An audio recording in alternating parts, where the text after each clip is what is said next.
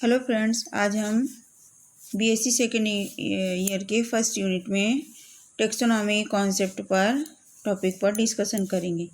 तो आइए देखते हैं कि रदरफोर्ड ने 1986 में प्लांट्स के समस्त जेनेटिक फिनोटाइपिक तथा जातिविधि संबंधों का स्टडी किया है।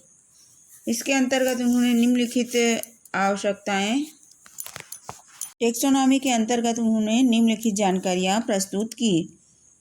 वर्गीकी का लक्षण एवं उद्देश्य क्या है। वर्गीकी का जो लक्षण या उद्देश्य में देखेंगे हम कि सरल पद्धति विकसित करना इसका मुख्य उद्देश्य था और पौधे के पारस्परिक संबंधों का ज्ञान करना। फिर देखा गया कि पौधों का नामकरण कर उनकी पहचान के लिए समुचित प्रणाली डेवलप करना। क्षेत्रीय पौधों की जानकारी प्राप्त करने के लिए पौधों को क्रमवार सूची उपलब्ध कराना। डेवलपमेंट की परिकल्पना के अनुसार पौधों में संरचनाओं की खोज तथा वर्णन करना। छात्रों को पौधों के बारे में समुचित तथा पूर्ण जानकारी भी उपलब्ध कराना टेक्सोनॉमी का मुख्य उद्देश्य था। अब इसमें कुछ और उद्देश्य देखेंगे हम। पादप वर्गीकी के बारे में समुचित ज्ञान संचित करना। प्लांट टेक्सोनॉमी के विभिन्न नियमों की जानकारी प्राप्त करना। पौधों की आपसी संबंध की जानकारी प्राप्त करना। प्लांट टेक्सोनॉमी में प्लांट के संबंधों को लेकर समुचित डेवलपमेंट करना। अब हम देखेंगे टेक्सोनॉमी वर्गीकी की अभिधारणाएं क्या है। इसमें हम देखते हैं कि एक्सप्लोरेटरी अवस्था। इस अवस्था में सबसे पहले अधिक आवश्यक एवं उपयोगी अवस्था ये है जिसमें पौधों का रहने का जगह या जिस स्थान पे वो डेवलप होते हैं उनकी जानकारी, पौधों को उनके रहने वाली जगह से लेकर उनका हर्बेरियम बनाकर फिर उनकी संरचना का स्टडी करते हैं। कंसोलिडेशन अवस्था, इसमें जो प्लांट की विशिष्ट जानकारी का अध्ययन प्राप्त कर लेते हैं। प्लांट को मोनोग्राफी आदि के रूप में प्रस्तुत किया जाता है। इसमें थर्ड टॉपिक में हम देखेंगे बायोसिस्टमेटिक फेजेस। इस अवस्था में थर्ड हम देखेंगे बायोसिस्टमेटिक फेजेस। इस फेजेस में वर्गीकी में बायोकेमेटिक, साइटोजेनेटिक, जियोग्राफिकल, साइटोलॉजिकल प्रमाणों को दिया गया है। जो प्लांट्स की आपसी पहचान एवं उनके संबंधों का प्रमाण है। सिंथेटिक के अवस्था के अंतर्गत देखा गया पहले वाली 3 अवस्थाओं से प्राप्त जानकारी के आधार पर पौधों की जातिविधि फेज का डेवलपमेंट ज्ञात करना। अल्फा टेक्सोनॉमी, इस शाखा को क्लासिक ऑर्थोडॉक्स भी कहते हैं। इसके अंतर्गत ये सभी वर्गीकरण आते हैं जो पौधों के बाह्य लक्षणों की समानताओं पर आधारित होते हैं। इसके अंतर्गत पौधे के विवरण तथा पादप जातियों को किसी निश्चित वर्गीकरण तंत्र में उचित स्थान में रखा जाता है। ओमेगा टेक्सोनॉमी, इस शाखा में हम देखते हैं कि सभी वर्गीकरण सम्मिलित है जो पौधों की विभिन्न समानताओं तथा असमानताओं द्वारा बनाए गए हैं। यह समानताएं वनस्पति विज्ञान की अलग अलग शाखाओं से संबंधित हो सकते हैं। पादप एनाटॉमी, साइटोलॉजी, फाइटोकेमिस्ट्री, बायोमैथमेटिक्स, पैलियोलॉजी आदि की सहायता से काफ़ी हद तक हम जानकारी प्राप्त कर सकते हैं। बीटा टेक्सोनॉमी, इसके अंतर्गत आधुनिक वर्गीकरण विज्ञान की वह शाखा जिसमें लगभग सभी प्रकार का अध्ययन शामिल हो बीटा टैक्सोनॉमी कहलाता है। इस कार्य में पादप कायिकी, पादप एनाटॉमी, पादप भ्रूण की जेनेटिक्स आदि की सहायता ली जाती है। न्यूमेरिकल टैक्सोनॉमी, ये वर्गीकरण जो अधिक से अधिक समानताओं और तथा विषमताओं के आधार पर संख्यात्मक दृष्टि से आधारित है। इसके अंतर्गत हम देखते हैं कि इस वर्गीकरण में अधिक से अधिक गुणों तथा लक्षणों का समावेश किया जाता है पौधों के।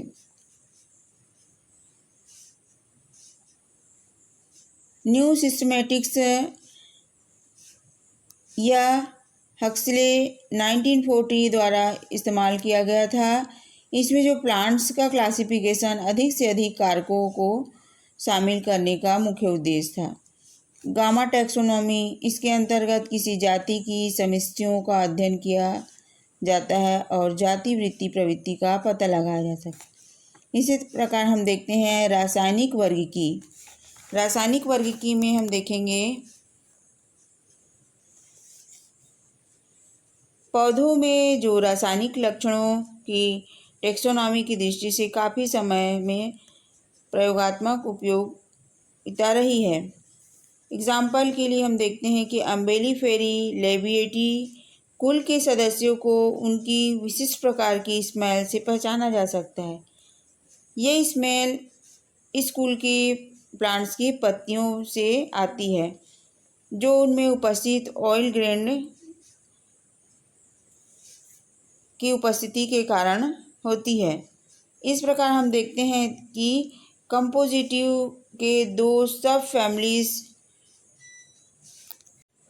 ट्यूबिफ्लोरी तथा लेगुमिनिफ्लोरी को लेटेक्स के आधार पर अभिनिर्धारित या आइडेंटिफाई किया जाता है। ट्यूबिफ्लोरी में लेटेक्स उपस्थित तथा लेगुमिनिफ्लोरी में एब्सेंट होता है। इस प्रकार पौधों में विभिन्न प्रकार की रासायनिक पदार्थों की उपस्थिति अथवा वातावरण एवं प्रमुख टैक्सोनॉमिक प्रमाण होता है। रसायनों के उपयोग से पौधों के वर्गीकरण की पद्धति को फाइटोकेमिस्ट्री, कीमोटैक्सोनॉमी, कीमोसिस्टोमेटिक्स, पादप कीमोटैक्सोनॉमी आदि नामों से जाना जाता है। प्लांट्स में पाए जाने वाले कुछ अणुभार वाले द्वितीय यौगिक जैसे कि मुक्त अमीनो अम्ल, फिनॉल्स, एल्कोहल आदि पौधों में वितरण पादप वर्गीकरण के लिए विशेष महत्वपूर्ण होते हैं। अब देखते हैं कि अमीनो अम्ल नॉन प्रोटीन अमीनो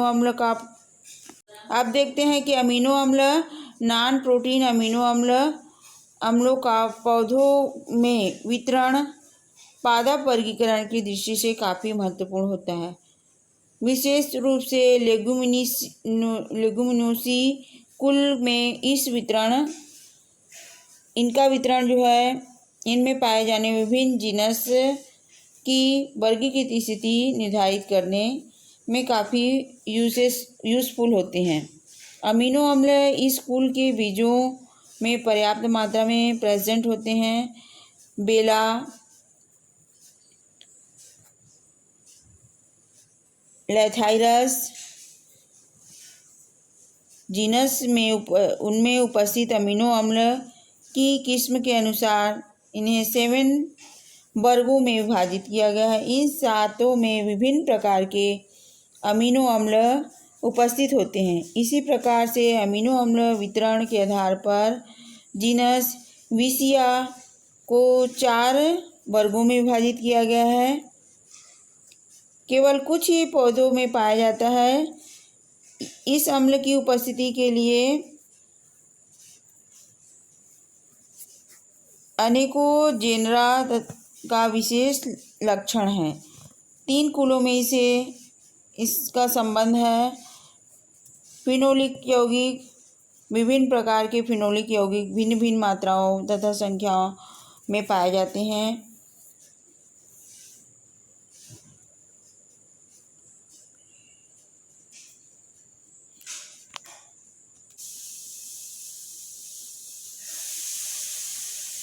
अब देखते हैं हम कि जो संख्यात्मक वर्गीकी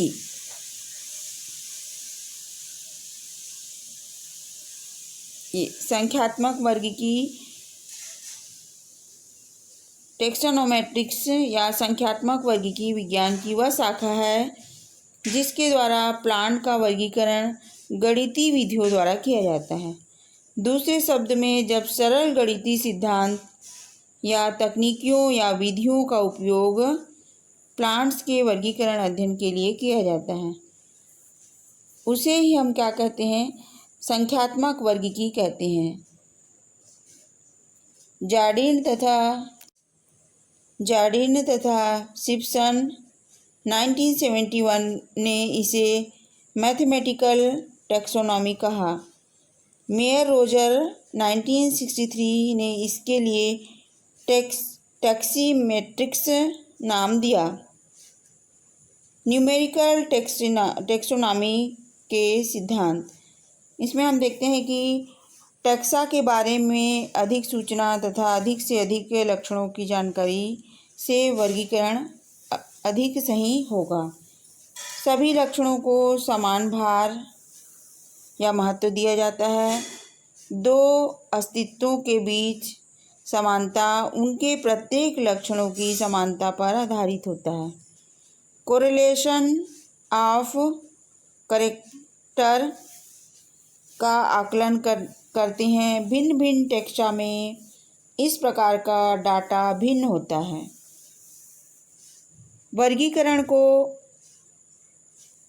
वर्गीकरण विज्ञान के रूप में देखा गया एवं प्रयोग किया गया। इसे फेनेटिक समानता के आधार पर वर्गीकरण किया गया। न्यूमेरिकल टैक्सोनॉमी से क्या लाभ हुआ? तो इसमें देखते हैं कि अनेक प्रकार के लक्षणों जैसे आकारिकी, कारिकी, रासायनिकी, डीएनए सूत्रों के बीच बंधुता, प्रोटीन तथा अमीनो अम्ल अनुक्रम आदि समावेश है।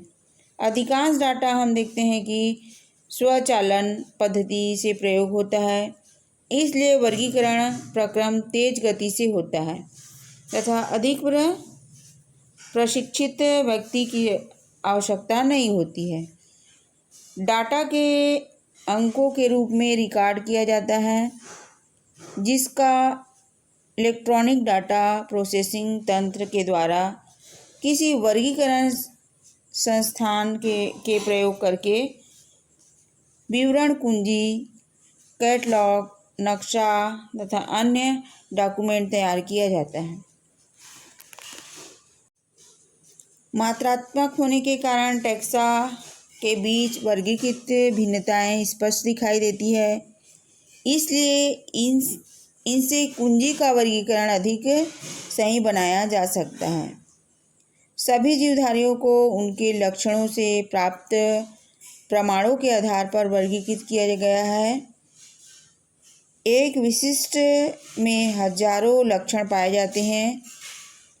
मेयर के अनुसार सभी लक्षणों को प्रयोग में लाना असंभव हो जाता है। शोधकर्ता के लिए संख्या सीमित होती है, अतः कुछ ही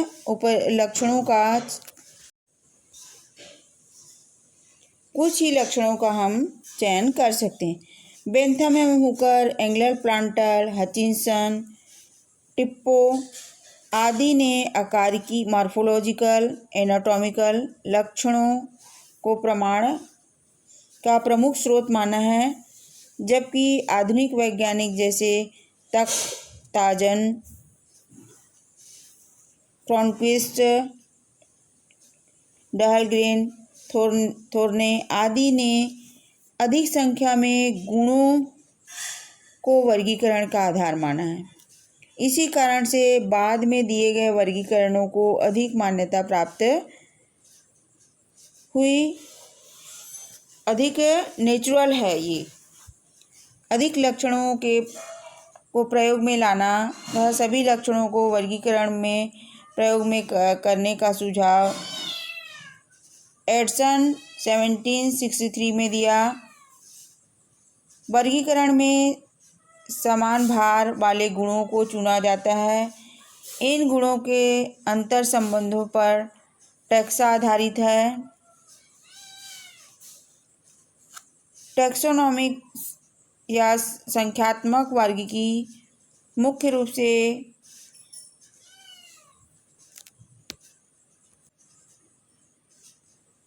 अब हम इनके अनुप्रयोग को देखते हैं। तो इनके अनुप्रयोग में देखते हैं कि डाटा मैट्रिक्स में डाटा का सारणीबद्ध किया जाता है। इसमें वर्गीकृत लक्षणों की भिन्नता दिखाई पड़ती है। डाटा मैट्रिक्स सारणी को के रूप में प्रदर्शित करते हैं। कोरिलेशन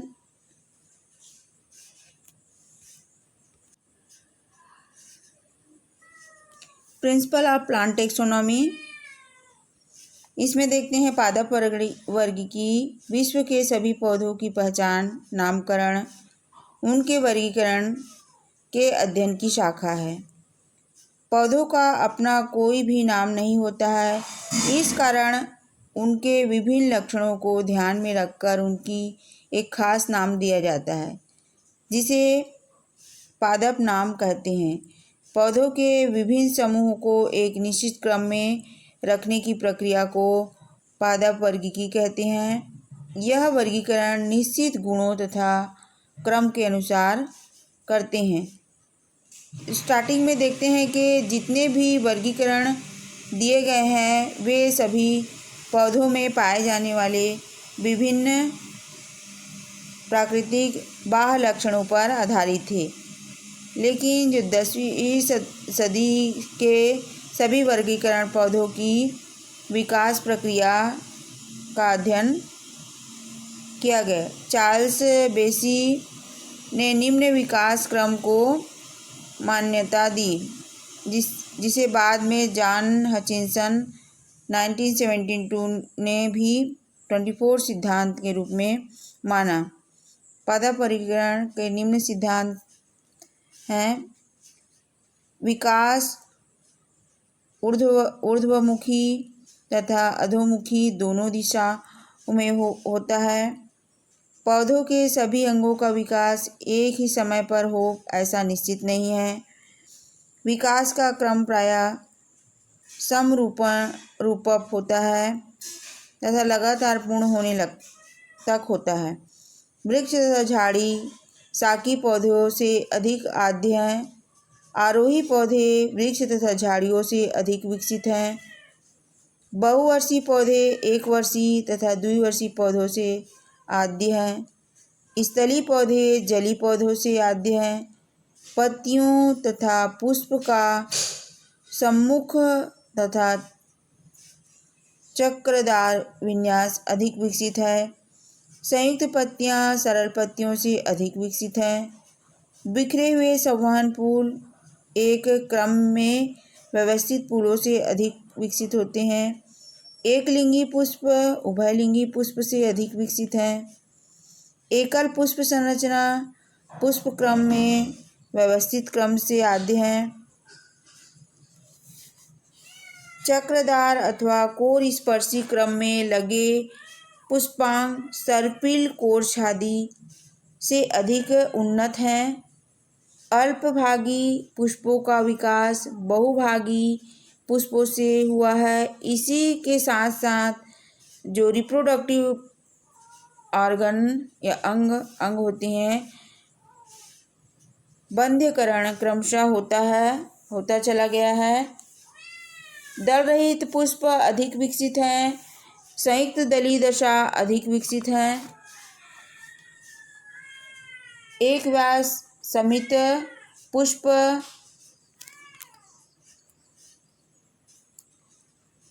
पुष्पों में हाइपोगाइनस दशा आद्य है। इससे पेरिगाइनस तथा एपिगाइनस दशाओं का प्रादुर्भाव हुआ है। जायांग की एपोकार्पस दशा आद्य है। अल्प अंडता दशा अधिक विकसित है। नॉन एंडोस्पर्मिक सीड अधिक डेवलप होते हैं। अल्प पुंकेसरी दशा अधिक अनंत है। अवस्था अधिक विकसित है। स्वतंत्र पुंकेसरों से सहजात पुंकेसरों का विकास हुआ। एकल फलद आद्य हैं तथा पुंज फल प्रतिशील हैं। वर्गीकरण के मूलभूत अवयव टैक्सॉन वर्गीकरण के किसी भी रैंक या श्रेणी को टैक्सॉन कहते हैं। वर्गीकरण के चार मूलभूत अवयव होते हैं। पहला क्लासिफिकेशन, इसके अंतर्गत पौधों को निश्चित वर्गों तथा श्रेणियों में एक निश्चित में रखा जाता है। वर्गीकरण तंत्र से पौधों को पारस्परिक संबंध का भी पता लगाया जाता है। सेकेंड हम देखते हैं आइडेंटिफिकेशन, पहचान। प्रत्येक पौधों की उसके लक्षणों के आधार पर पृथक कर पहचान कर लिया जाता है। इसे एक नाम दिया जाता है। यदि यह पौधा पहले से किसी वर्णित टैक्सा से भिन्न है तो उसे विवरण उसके नए टैक्सा नाम दिया जाता है। फिर उसके डिस्ट्रीब्यूशन, वितरण, पौधे के विभिन्न अंगों का विस्तृत वर्णन किया जाता है, विशेषकर ऐसे लक्षण का जिससे उसे उसी रैंक के संबंध के निकट रखा जा सके। फाइटोग्राफी पादप विवरण की एक कला है। फिर नॉमेनक्लेचर, प्रत्येक पौधे को एक निश्चित नाम प्रदान करना जो राष्ट्रीय एवं अंतर्राष्ट्रीय सिद्धांतों के अनुरूप मान्य है। पुष्प चित्र एवं पुष्प सूत्र, floral diagram and floral formula. सारणी में हम पुष्प सूत्र लिखने के लिए आवश्यक कुछ संकेत दिए गए हैं, जैसे कि सहपत्री है तो BR ब्रैक्ट, सहपत्र रहित है तो E ब्रैक्ट EBR, वृंति है पेड, ब्रैक्टियोलेट है BRRL। इस तरह हम कुछ संकेतों के माध्यम से, यदि मादा है या नर है तो इस तरह से हम संकेतों के माध्यम से उनको फ्लोरल फार्मूला को हम इस तरह संकेतों के माध्यम से हम फ्लोरल फार्मूला को स्पष्ट बताते हैं। फिर floral diagrams and floral formula. Floral formula में हम देखेंगे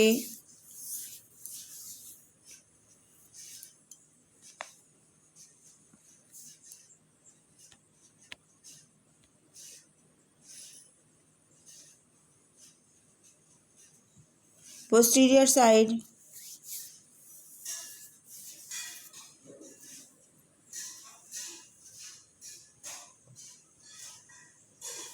और दूसरा होता है हमारा एंटीरियर प्लेन। इस तरह हम देखते हैं कि डायग्राम में plants mother axis, main line mother axis है।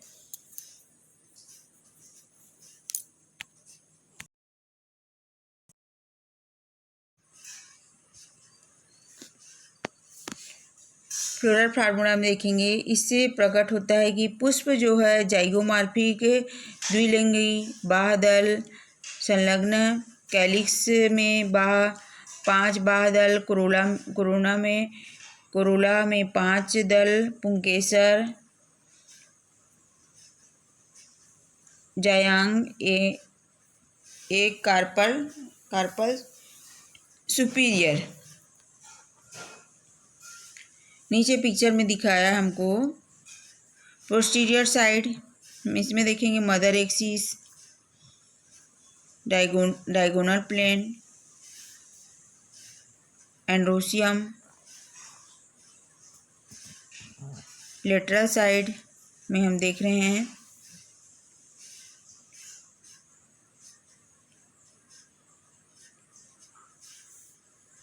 ब्रैक्ट,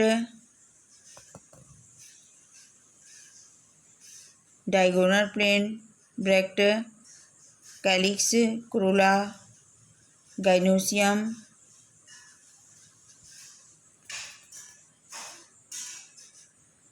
एंटीरियर साइड में देखें हम इसको इस तरह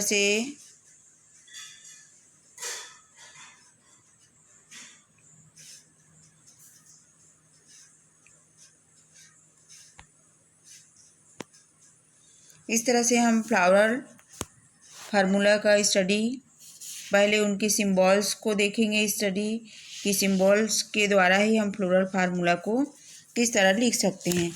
इसके बाद हम एक एक फैमिली का स्टडी करेंगे, कौन सी फैमिली में किस प्रकार के फ्लावर्स होते हैं, हैबिट उनका देखेंगे और floral formula and floral diagram को नेक्स्ट क्लासेस में। थैंक्स।